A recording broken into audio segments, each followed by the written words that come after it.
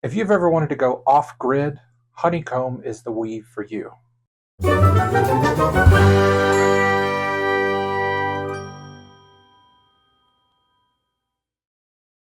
Hello, my name's Trent and I'm the Weft. Welcome to my tiny fiber studio here in the mountains of Western North Carolina. Today I have an exciting video which follows up on my last video, and that is weaving honeycomb. So in America, we call honeycomb a weave with individual cells that kind of collapses and becomes 3D, whereas in England and in Europe in general, they call honeycomb what we would call waffle weave. It's a similar idea. It's that there are little cells which remind people of a honey's comb, but in the Americas, we call one waffle weave, this weave right here, and we call one honeycomb. Also in Swedish weaving, I believe it's called spetsväv, but I'm never great at pronouncing those words, so I'll put that down in the description so you can look that up. When we're talking about honeycomb, we're talking about a unit or block weave. So there are different blocks you can weave. On a 4-shaft loom, which is what I'm weaving on, there are only 2 blocks. The basics of honeycomb are individual blocks of plain weave that are outlined by yarns, usually a thicker yarn, and then the opposite block fills with plain weave, allowing the other block to become floats. And this collapses down, especially when you take it off the loom, but you can see the effect pretty well when it's on the loom as well, to create undulating, waving lines and rounded shapes. A lot of times when you're weaving curved shapes, you're using multiple harnesses or multiple shafts to create things like network drafts or shadow weave or something like that. Whereas this only takes 4 shafts, it's really fun to weave and really quick to weave. So without further ado, let's get to the loom, and I want to show you the different types of honeycomb. All right, here I am at my loom. I have a sample warp of Silk City Fibers, one of their metallic yarns. It's very fine. I've set it at 32 ends per inch, which is kind of unusual for honeycomb because most people that I've seen weave it with much heavier yarns, but this has worked out pretty well. I have started with some plain weave, and now I'm going to begin the basic honeycomb pattern. So I will use the thicker binder yarn first to differentiate and begin the honeycomb pattern. So the binder yarn, what I'm using is just a DK weight black acrylic yarn. I'm using this because it's what I had that was really contrasty. So what we're going to do is do 2 more plain weave picks. So I'm going to go in my shed. Might as well tuck the yarn. I don't always do that on samples, but and then the other plain weave shed.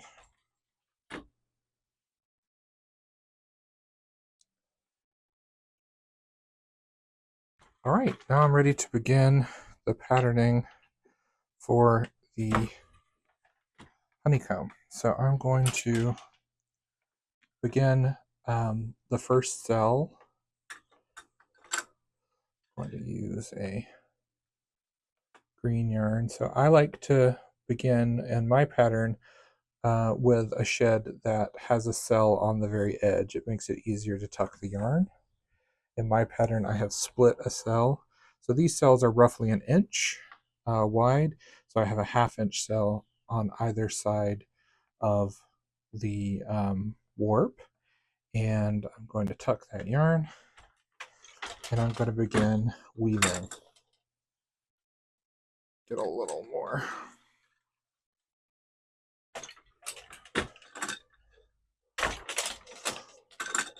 So I am using a floating selvage. It's actually not that important when you're doing this particular cell because you have plain weave right on the edges, but as I'll show you later, it becomes really important. Now, of course, I haven't been counting this at all. In my pattern, if I were using the same weft, it should be 24 picks to weave a square cell, and that's my goal, is a square cell. in this particular sample, but you can do all different amounts of cells. All right. So now I'm going to do another plain weave shed to do my tie down again. You can already see the bubbling, and what you're going to notice is when I do my plain weave shed, here's the other.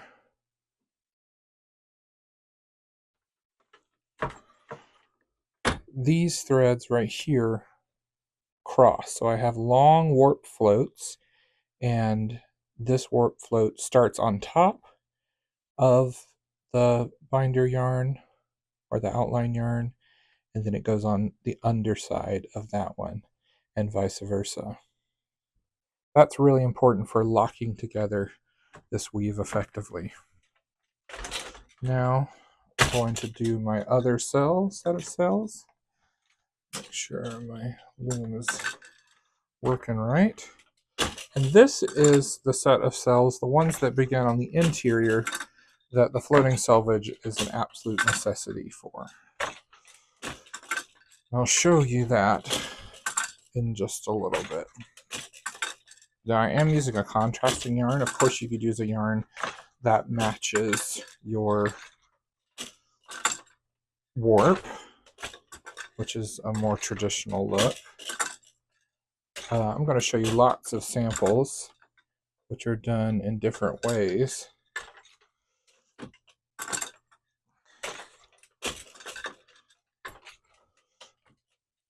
That's roughly square, and we'll do the exact same shed. If you're following along with my Weft file, my pattern, you should have all of this tied down correctly with the binder or the outline thread. But you can experiment. All right, so we got the curve. Now this will become a lot more pronounced once it's off the loom. I'm going to go ahead and weave maybe a shorter cell this time.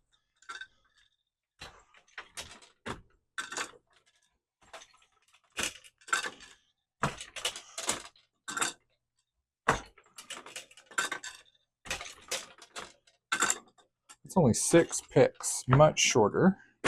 Gonna weave my outline.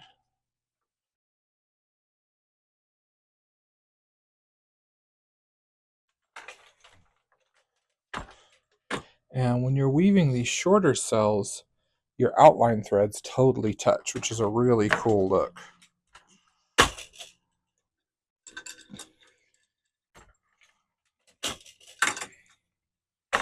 2, 3, 4, 5,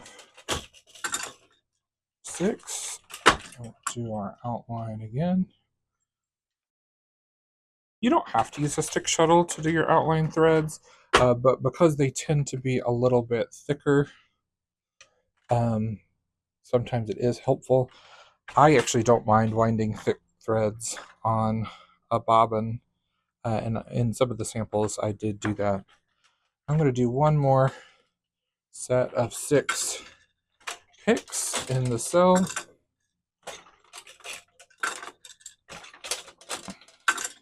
So you can see how when you make your, I think that's 6, when you make your cells large, it has a lot of impact, but it can also mean that your binder threads don't touch, which is still a fine look. It's really up to you. My point in doing these demos is to show you all the different possibilities.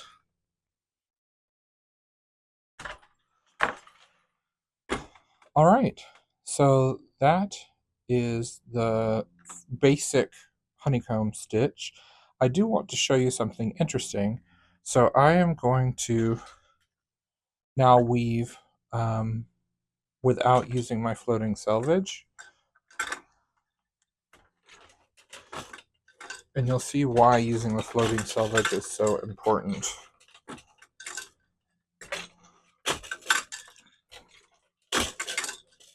As I mentioned, on the outer cells, the one that meet the selvage, They weave plain weave, so actually you don't need a floating selvage. But I hope you can see what's developing. Without the floating selvage, we get a break in the cloth right there. See how that's not connecting with the edge? Whereas this cell, it connects all the way under, going to your floating selvage. So I do think having a floating selvage is really important to maintain the integrity of the cloth. However, as we'll talk about uses for honeycomb fabric, you may not care. You may be cutting this up to make a garment or a pillow, and maybe that isn't important. And for me, I know I weave a lot faster when I'm not weaving with a floating selvage. So that is up to you, but I recommend a floating selvage. All right, let's complete these cells with the binder thread or the outline thread.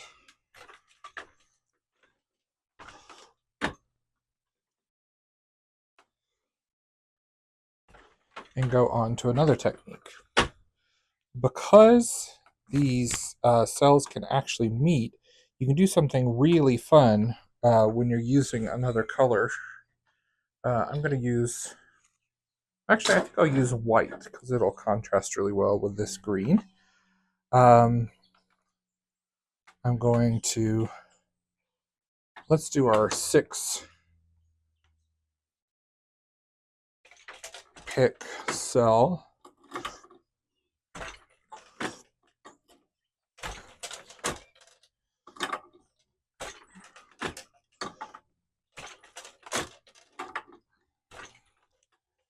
This is the one that encloses fully with our binder.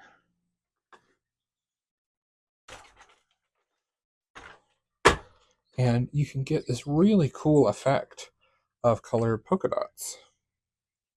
Notice I didn't tuck that thread, that's why there's a little loop there. Just doing this to sample. And then we go in with our green.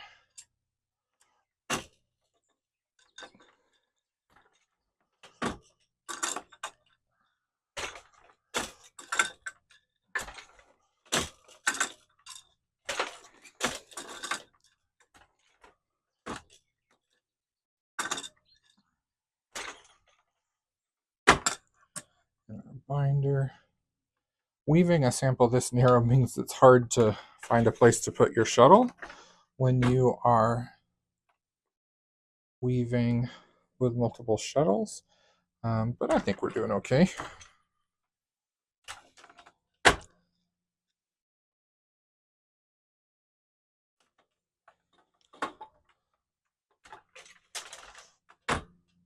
I love the way this looks.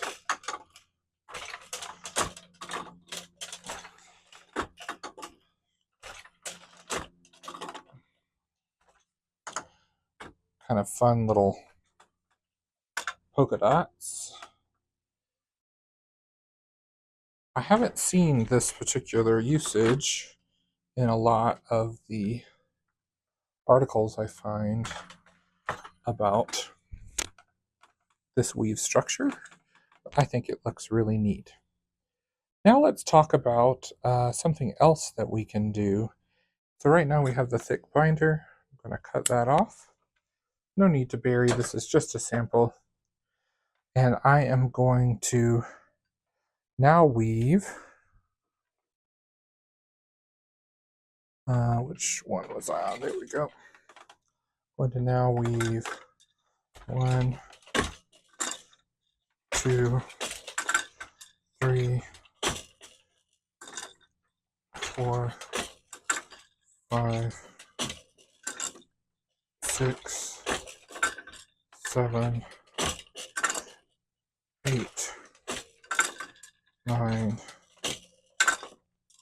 10.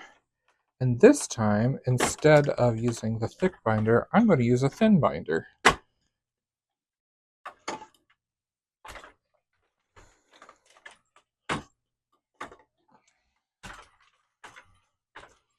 It's not as pronounced, but because I'm using a contrasting color, it still shows up fairly well.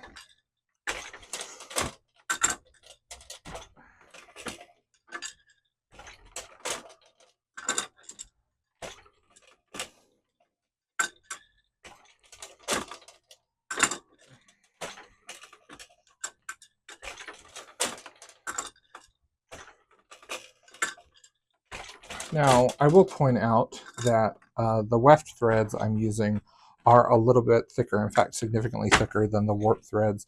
That shouldn't really make a difference. You just have to accommodate for the cell size that you want. So that can be a cool look too. But then I experimented and I said, what can you do with all one color? And I actually discovered that's a pretty cool look, especially when you have a contrasting warp like I do here.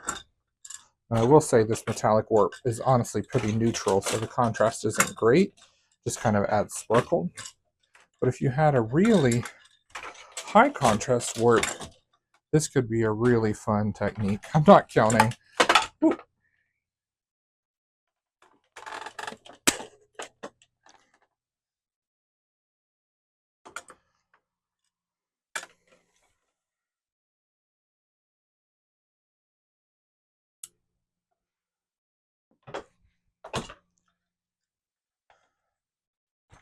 Had a little shuttle drop there, had to pick it up. I didn't count, that's probably about 10. And now I'm going to do my tie down, which is just two plain weave sheds with the same color yarn, and then do my next set of cells.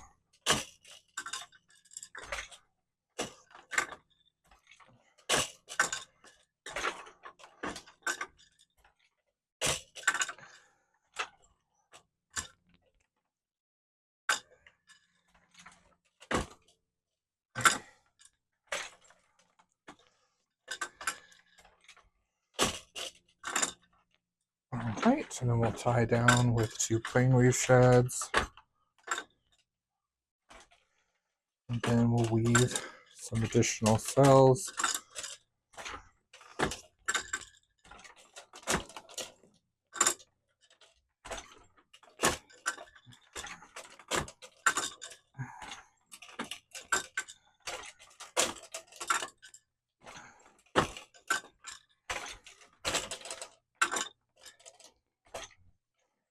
Tie that down.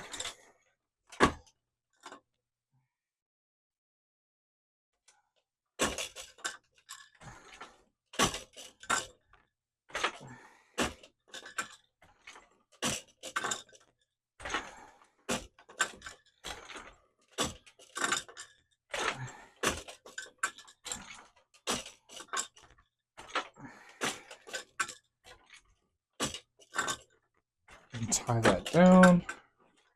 Oh, I ran out of thread. I'm not going to tie that down. But I love this pattern with these subtle floats. I think it looks really great. Now let me wind on a little bit and we'll try one more pattern. I've just woven 8 picks in this set of cells, and I'm going to bring back the binder yarn I was using earlier.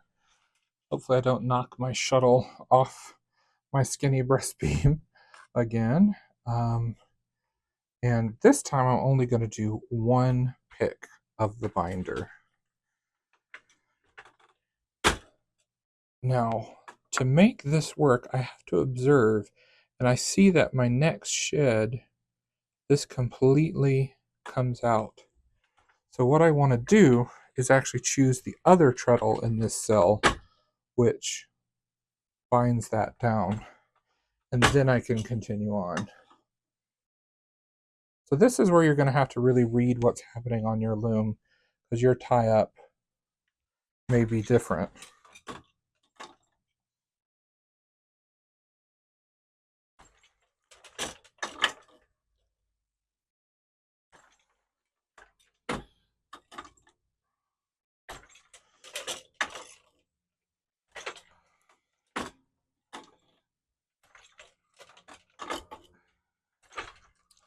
All right, that's another 8 picks.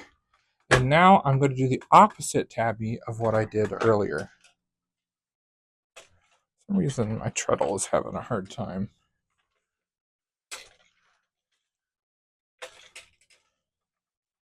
Here we go.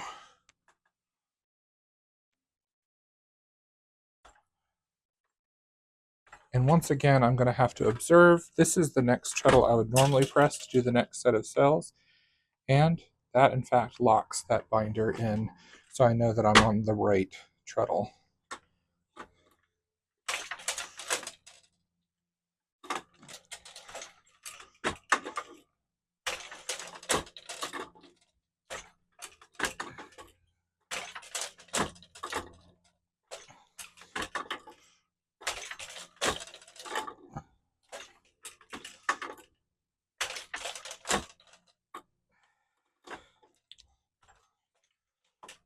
I use the opposite tabby shed that I used before than that I used before.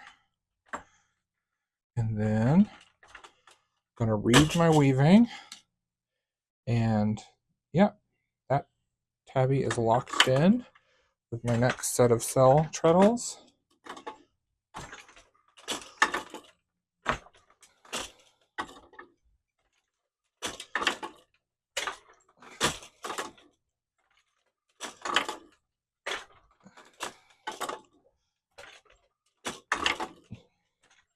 Oh, that was actually an extra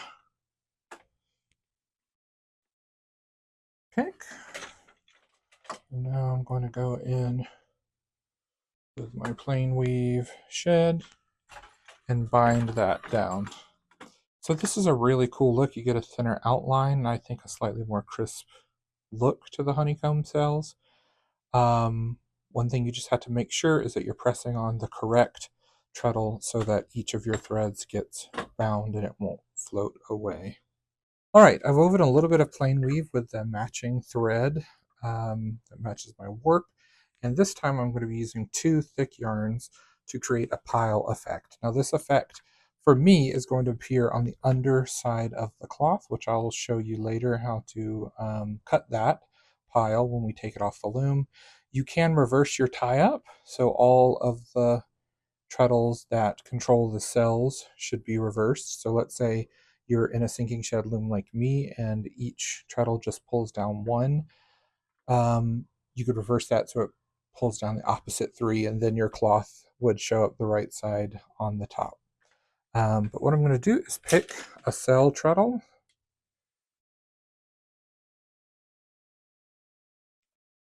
We'll send through my one of my large fluffy yarns.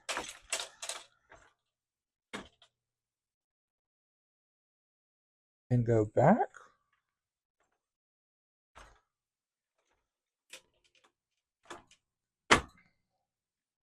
Then weave 1 pick of plain weave. Actually, let's do 2 picks of plain weave. This will separate out your fluffy yarns just a little bit.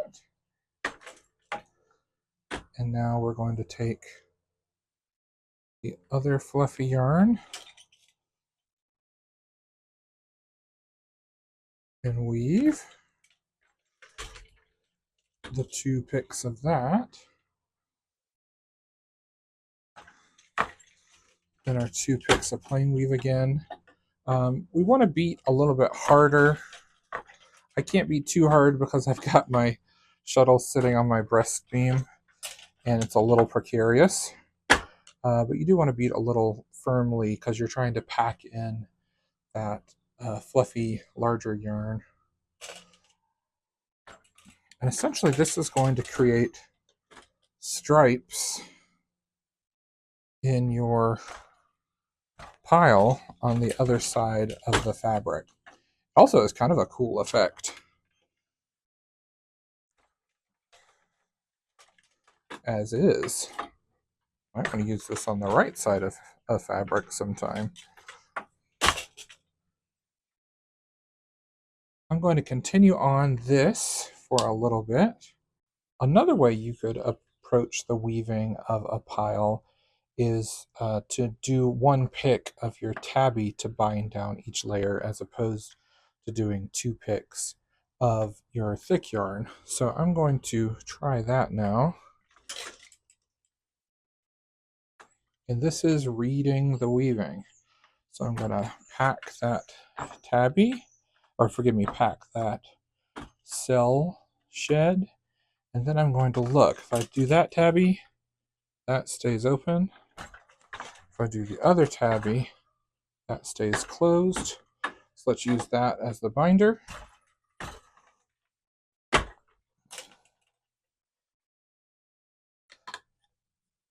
And this is going to create a more dense pile. You also don't have to do this in 2 colors. You could easily do this with 1 color. And once again, I'm going to observe my tabby. That doesn't bind it, so I'm going to bind it with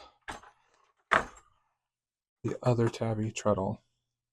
So let me continue weaving like that for a little bit, and then we'll look at that at the table as well.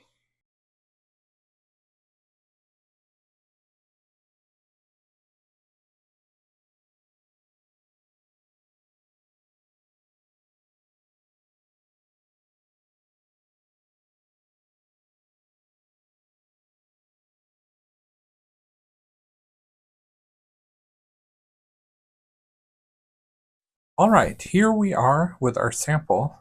I hope you can see how much structure and depth there is in these larger cells with the floats. It would probably be even more pronounced if I wet finished this.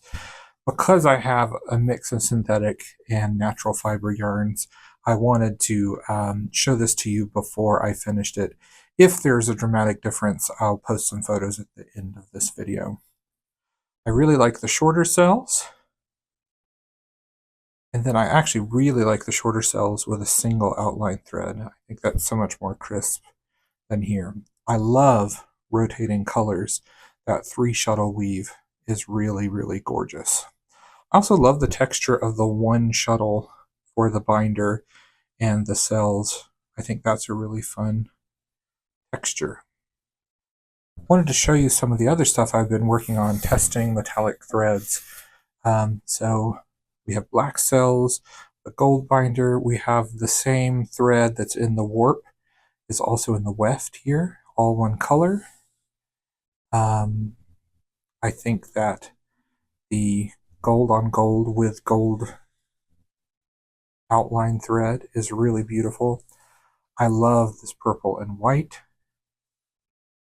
And then one of my favorites is just the solid purple. And this is with a metallic gimp. That's very, very, very shiny. And it's so much fun in the red as well. So now let's experiment. This is very beautiful on this side, but its original purpose was to be cut pile. So I'm going to now, it's probably better done with smaller scissors. I'm going to cut my pile.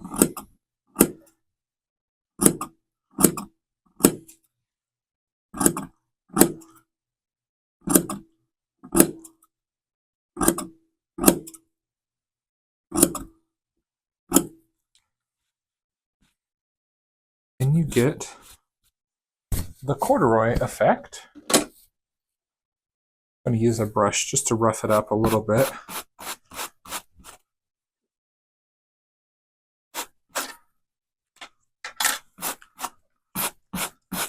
Now obviously you could have used 1 color and you wouldn't have this color variation, but I thought it'd be fun to try that out.